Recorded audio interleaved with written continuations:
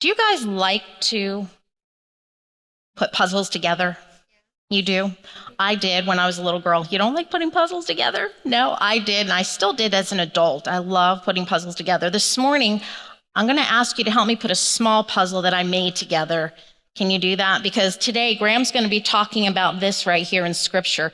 Take heart, I have overcome the world. It does say that up here too. And I'm hoping that maybe with these puzzle pieces, it'll help explain what Graham's going to be talking about today. I have some puzzle pieces here. Let's see, 5. That's perfect because then you get 2 pieces. That'll work out great. I'm going to start with you with number 1. And I want you to hold on to that. Oh, this is number 2. Hold on. Let me do this individually because they're all kind of piled on top of each other. All right, hang on to this one. You have part 1. There's 2 parts. You got a big job this morning. And 4 is Anna. Oops, get off of there. It is a puzzle piece. Yeah. What was the biggest puzzle you ever put together? 1,000 pieces. Oh my goodness. Did you glue it together or did you take it all apart when you were done? Never really finished. Oh, you never finished it? What was it a puzzle of? A house. A house, okay. I've probably put 1,000-piece puzzles together before, and I've always enjoyed. I have glued some together because I said, I'm never doing this one again. All right, and number 4. Does everybody have 2 pieces? All right, let's get started. Okay, if you can see this tiny little yellow star here, your heart piece is going to go up there after, because that's the question on the back of it. So like I said, we're going to try and explain what this means to overcome the world, because what overcoming the world means is that God and Jesus have already figured out how to fix your worries, your problems in the world. They've already figured it out. Are you ready to figure out how he does it? Let's go with number 1. Who has the number 1 heart? Yep. Would you like to read what it says, the question on the back? Going to a new school. Would that worry you? Going to a new school? Not really. No? Can you put that right up here, that letter? Okay, and I'm going to take this part off, and I want you to stick this here. It says going to a new school. Can you start this at the tippy top of that cross right there? Yeah, there you go. Put it at the tippy top. That way we have room for it.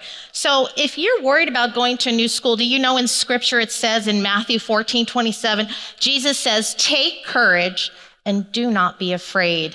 So he's already answered that for us right there. Who has heart number 2? What does yours say? What question would be a worry that you would have to come? If you had to fill in this space, I can overcome my worries of, what's the question? Getting a new teacher. Would you be worried about that? I have friends starting kindergarten this year, and they're really worried about that. Can you put number 2 right up here by this yellow star, right along there? Thank you.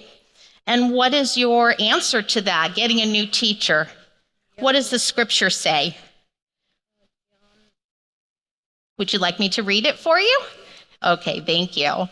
It says in the book of John 16:33, Jesus said, I have told you these things so that you may have peace. There's no reason to worry. Would you like to add my puzzle piece? I think it goes on the top of the cross. It looks like it does go right up there. You are right. You guys are starting to be really good puzzle putter-togethers. It's not exactly perfect yet, is it? Number 3. What is our question? What other things can you overcome? What is that question on the heart of number 3? I'm sorry? Oh, leaving or making new friends. Would that make you worry? No, not at all. Well, if you were worried about that, here's Jesus' answer. Can you put that heart right up next to this letter here? If you were worried about it. I think I know what it is. A heart. It is. You are right. If you are worried about that and making new friends or finding new friends, in Scripture, you can add that puzzle piece to it where you think it goes. It says in Mark 5:36, Jesus told him, don't be afraid, just believe. You can believe that you're going to find new friends. It happens all the time. Okay. Yep, that's exactly where it goes. I'll take that clip for you. Thank you. It's coming together, guys. Take heart. The heart is coming together. Number 4, Anna. The cross is Of course. Of course. Doing homework. Do you ever worry about that? What grade are you going to be going into?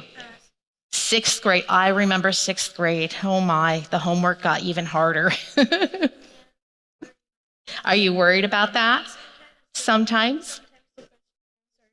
But even my parents, when they help me with it, they can't answer it. I hear that a lot. Sometimes parents don't even have the answers that they expect a 6th grader to know. So here's what it says in the Bible, that you can overcome that worry by Romans 15:13. May God fill you with hope and all joy and peace and trust in him that you can do it. Nice job putting that together.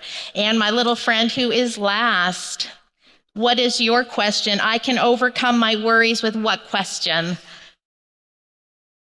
I'm going to help you with that. The question is being late for school. Does that ever worry if you get late for school? Yeah, I would think so too. I would be very nervous. Can you add this last letter right up here? I think we've completed our word here, but we haven't finished our puzzle yet. Let's see what it is. The answer to that, if you're worried about being late for school, you can overcome that by believing in Philippians 4:6, be strong and courageous and do not be afraid. Can you put this up here? And that goes on the bottom of the cross. It's a heart. It is a heart. That is, take heart. I can overcome all these things because all of your worries, God and Jesus has already got it figured out. They've overcome it. And always remember that he is always with you. Thank you guys for joining me this morning. Don't forget.